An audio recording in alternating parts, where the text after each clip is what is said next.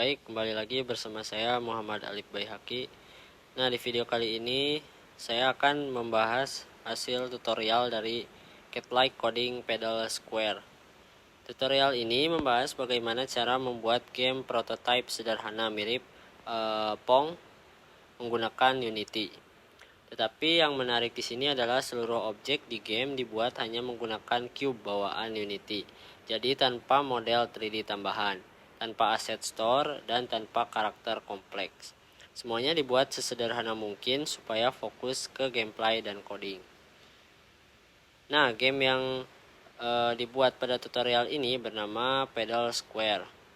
Konsepnya mirip seperti game Pong klasik, di mana ada 2 pedal, 1 bola, arena berbentuk kotak, dan sistem skor. Tugas pemain adalah memantulkan bola menggunakan pedal supaya lawan gagal mengembalikannya. Kalau lawan gagal memantulkan bola, maka pemain mendapatkan poin. Untuk tujuan tutorial ini yaitu untuk memahami bagaimana membuat game prototype sederhana dengan cepat di Unity. Di tutorial ini kita belajar mengenai movement object, velocity, collision sederhana, AI movement, camera shake, particle effect, dan juga game feel. Tutorial ini juga menunjukkan bahwa game menarik tidak harus menggunakan aset yang kompleks. Oke, kita lanjut ke aplikasi Unity-nya untuk melihat hasil dari tutorial ini. Nah, mungkin untuk struktur foldernya di sini masih hampir sama ataupun tidak beda jauh ya. Ada materials, ada verbs, ada scenes, ada script, dan pokoknya banyak ya untuk struktur foldersnya. Ada URP.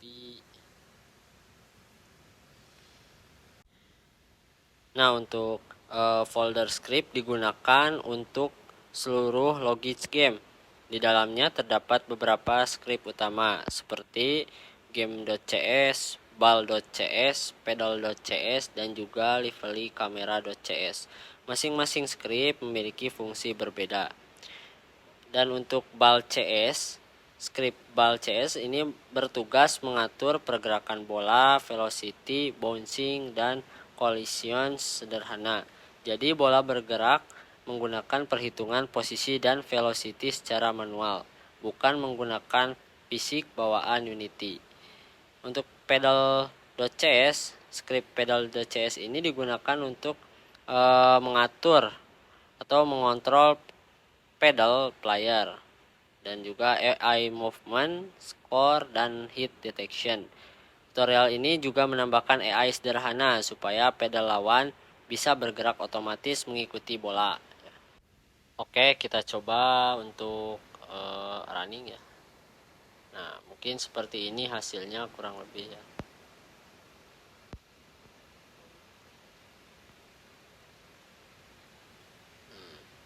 Kurang lebih hasilnya seperti ini.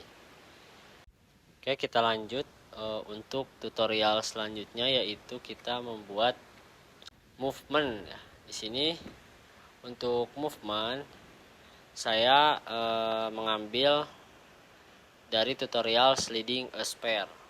Oke. Nah, untuk tutorial ini berfokus pada dasar movement karakter di Unity menggunakan objek sphere sederhana.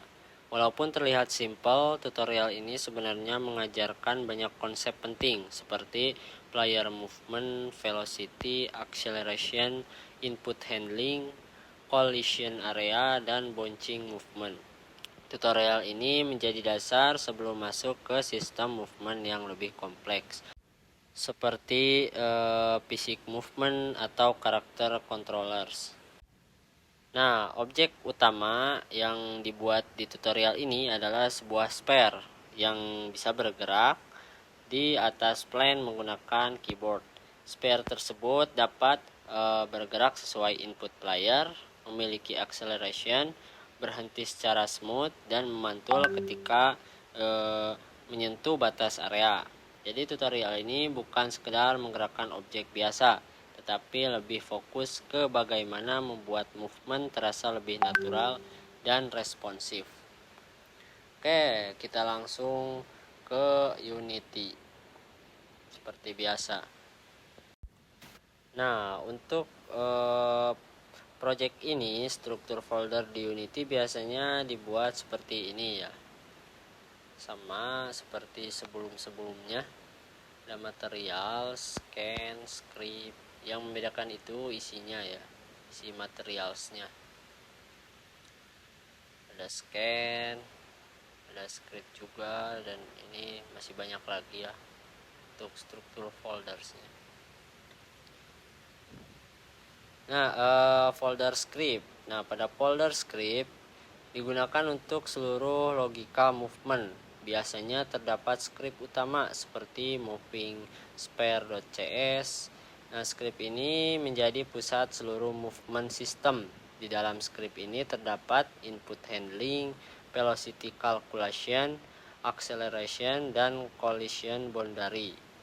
Selanjutnya pada folder materials digunakan untuk material spare dan plane. Biasanya spare diberi warna gelap, plane diberi warna abu, dan trial menggunakan material emisif atau warna terang. Tujuannya supaya movement spare lebih jelas terlihat.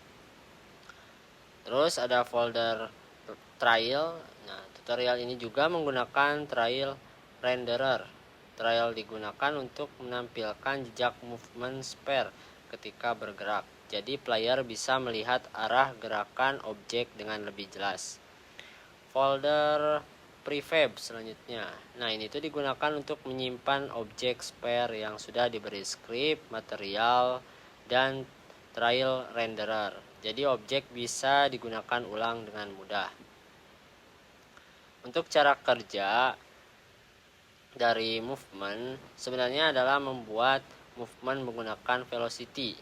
Awalnya spare bergerak berdasarkan input keyboard, WASD atau arrow keys untuk membaca input horizontal dan vertikal menggunakan input get axis horizontal, input get axis vertikal. Input tersebut kemudian diubah menjadi velocity movement. Nah, oke, kita coba untuk running ya sekarang. Nah, kurang lebih hasilnya seperti ini. Memantul ya jika sudah menyentuh batas dari sisi kotak tersebut ya, bisa memantul. Nah, kurang lebih hasilnya seperti ini. Mungkin cukup sekian untuk tutorial yang ke-5 ini. Assalamualaikum warahmatullahi wabarakatuh.